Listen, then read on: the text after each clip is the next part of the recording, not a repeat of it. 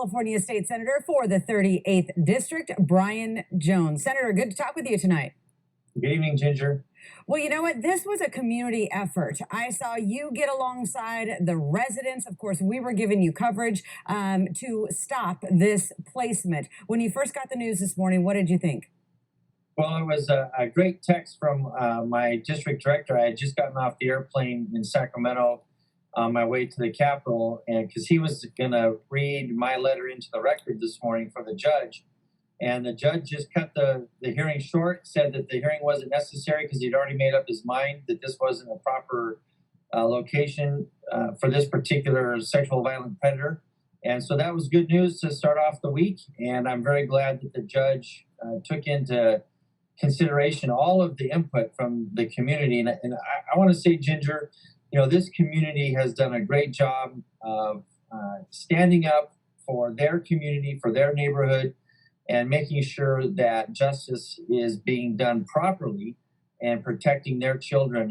And that's the kind of efforts that we need all the time from the communities and the neighborhoods where they're going to be impacted by these sexually violent predators. These guys do not belong in any kind of neighborhood that has children or the possibility of children being there. Yeah, and you know, they're not out of the woods yet because this was for Merle Wakefield. There's still another one, Douglas Badger, that judge has not ruled on that could still be placed in this home. That's about 3 weeks ahead. I think that judge was probably waiting to see what was going to happen with this court case. But you know, what's next as far as this Merle Wakefield is still in queue to be released. And so my concern now is, okay, so do they just go out to Jacumba? Do they go to Boulevard? Do they go to the places where these residents can't hire attorneys to fight it and then do what they've been doing for years, which is dump them there?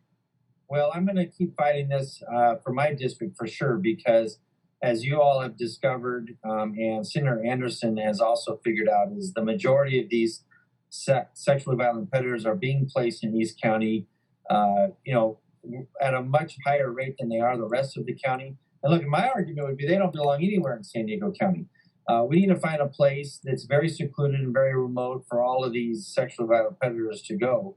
You know, just because they've completed their parole, that doesn't mean that they're healthy and that they've been, you know, reformed from their prior problems. Yeah, because even that little the system, I mean, it's a program, it's a 4-tiered program, and they don't have to be at a certain tier. They don't have to accomplish the 3rd level in order to apply for this release. So it's got so many loopholes, it's wild.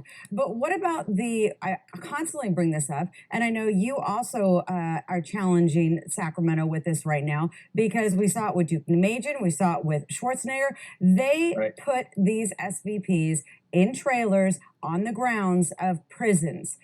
Should we, do you want to put pressure on the Newsom administration to bring back these trailers? Well, we've done some research over the weekend, as I promised you that we would do, and we have found out there's nothing in state law that prevents the governor from being able to do that. The state hospitals currently has the authority to recommend that. The governor can approve it, and then it has to also be approved by a judge. So why the Newsom administration is not pursuing that element of this law, we're going to look into, and we are going to put pressure on the Newsom administration to do that. There's precedent for it. I believe that the courts like precedent, so there's precedent for that. I think on, you know, as you mentioned, we've got the other sexual violent predator that's being held up for 3 more weeks in their hearing. So I'm hoping that judge will rely on the precedent of this case to not allow that person to be put in this home. We're going to continue looking in, does this Liberty Healthcare group already have a lease on this house? Because they're asking for, I understand there's a building permit that's under process with the county for this particular home. Well, what does that mean? And are they going to come back later on with 2 more or 3 more other predators to try to put in this house? So we're going to look into that and keep putting the pressure on to protect this community in this neighborhood. Wow, you are doing excellent work. I think those are excellent questions, because I've heard about that. They're going to turn the garage potentially into a room and just keep loading them up. Senator Jones, so if they're pursuing a building permit, that means they've got to have some kind of legal arrangement with the homeowner or they wouldn't be pursuing that. Yeah, and Liberty Healthcare is certainly making a pretty penny off of all of this. I thank Right. you so much for your work on this. Please keep us posted. And of course, we're always going to have a venue for you to talk about it. Senator